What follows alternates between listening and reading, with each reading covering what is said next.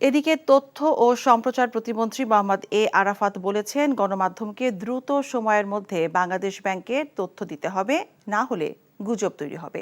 বুধবার সকালে economic reporters ফোরামের সাংবাদিকদের জন্য কর্মশালার আয়োজন করে জাতীয় গণমাধ্যম ইনস্টিটিউট। সারাদিনব্যাপী এই কর্মশালায় তথ্য এবং সম্প্রচার প্রতিমন্ত্রী মোহাম্মদ আরাফাত বলেন, তথ্য দেয়া এবং নেয়ার ক্ষেত্রে দুপক্ষের আরও পেশাদার হতে হবে। তথ্য অধিকার আইনে যিনি তথ্য চাইবেন তাকেও আইনের মধ্যে থেকে তথ্য দাবি করতে হবে। প্রতিমন্ত্রী আরও বলেন, অনলাইন পোর্টালের কারণে এমন অবস্থা তৈরি হয়েছে, অপসাংবাদিকতা বন্ধে শৃঙ্খলা ফিরিয়ে আনতে হবে। সাইবার সিকিউরিটি আইন পেশাদার সাংবাদিকতাকে সুরক্ষা দিবে বলেও মনে করেন তিনি।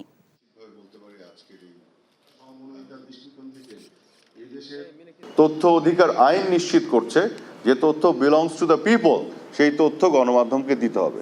এবং এই তথ্য আমি বরং অনুরোধ করেছি বাংলাদেশ ব্যাংকে যে এই তথ্যগুলো যত দ্রুততার সাথে অ্যাভেলেবল করা যায় তত বাংলাদেশ ব্যাংকের জন্য বা সকল এই ধরনের প্রতিষ্ঠানের জন্য ভালো।